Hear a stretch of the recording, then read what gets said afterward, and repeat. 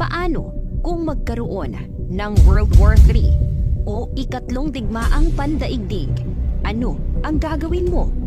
Saan ka pupunta? Katapusan na ba ng mundo kapag mangyari ito?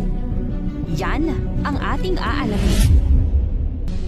Alam niyo ba na nasa Russia ang pinakamalakas na nuclear bomb sa buong mundo? Ang Tsar Bomba. Sila rin ang may pinakamaraming nuclear na tinatayang nasa 6,000 nuclear weapons.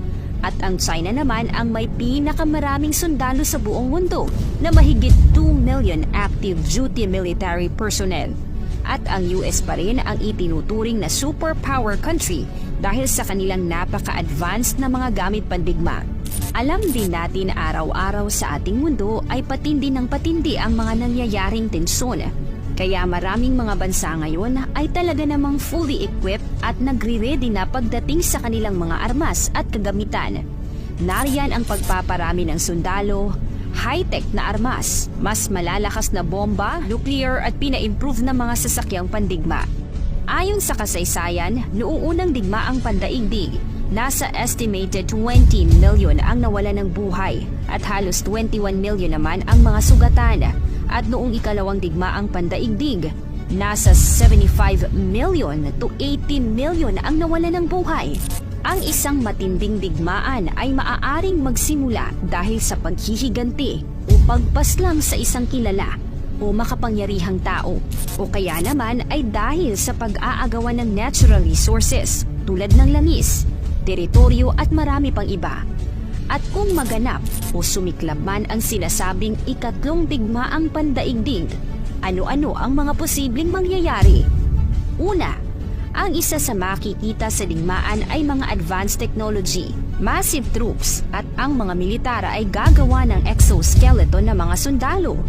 Bagamat hindi ito tulad ng suot ni Robocop o Iron Man, ang kasuotang pandigma na ito ay makakatulong sa mga sundalo para palakasin ang kanilang mga katawan at makatagal sa digmaan kahit may mabibigat na armas. Ikalawa, ang labanan sa panahon ng gyera ay gagamit ng libu-libong mga drones o baka higit pa upang maiwasan ang pagkabawas ng mga sundalo.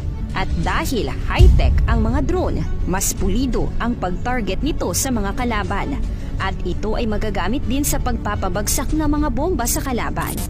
Ang isa pang pwedeng mangyari ay ang pag-hack ng mga computer system sa isang bansa, gaya ng pag-shutdown ng power source nito at makakuha ng mahalagang impormasyon ng mabilis. Bukod dyan, magkakaroon din ng biological warfare.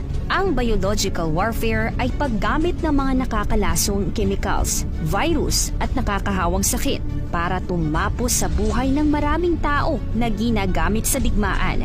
Kung gumagamit ang mga bansa ng biological warfare, ang ganitong sakit ay kayang makahawa ng wala pang isang araw sa buong syudad.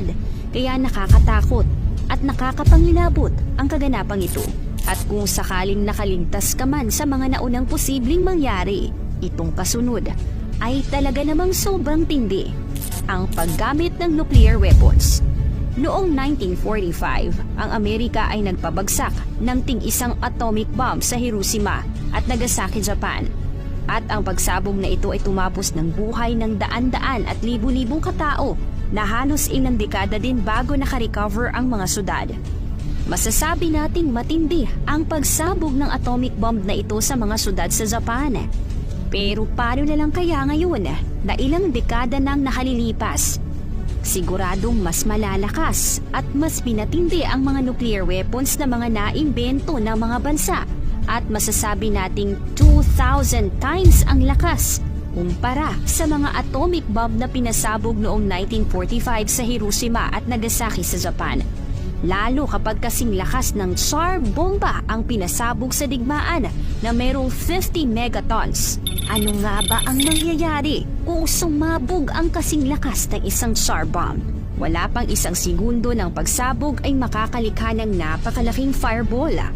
At lahat ng nakapaligid at malapit dito ay agad maglalaho, mapatao, hayop at mga infrastruktura kung saan nasa loob ka ng fireball para kang tubig na malulusaw dahil sa tindi ng pagsabog. Kasabay ng fireball ay may matinding flash of light at sa lakas ng liwanag nito maaari kang mabulag kung malapit ka. Bukod dito ay may napakalakas na hangin na mas malakas pa kaysa tornado na kung tawagin ay shockwave. Hindi rin maliligtas sa napakatindi ng init na ang lahat ng sakop ng radius, kaya tirible, nakakakilabot at nakakagimbal ang ganitong pangyayari. Isa pa, parami ng parami ang mga nuclear weapons ngayon na pagmamay-ari ng Russia, Amerika, China, North Korea at marami pang iba na kung gagamitin lahat ito sa digmaan, then it's game over.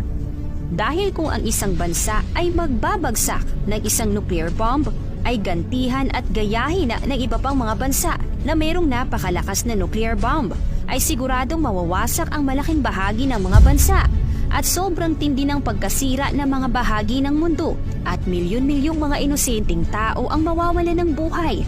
At ang pangyayaring ito, siguradong di malilimutan sa kasaysayan ng daigdig. So, sino ang nagtagumpay sa digmaang ito?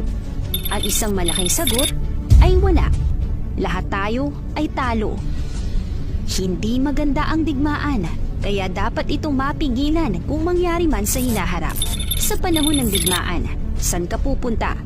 Saan ang pinaka-safe na lugar? Ayon sa pag-aaral, ang Iceland at Switzerland ang pinaka-safe na bansa sa panahon ng gyera dahil sa geographic location at defensive strategy ng bansa.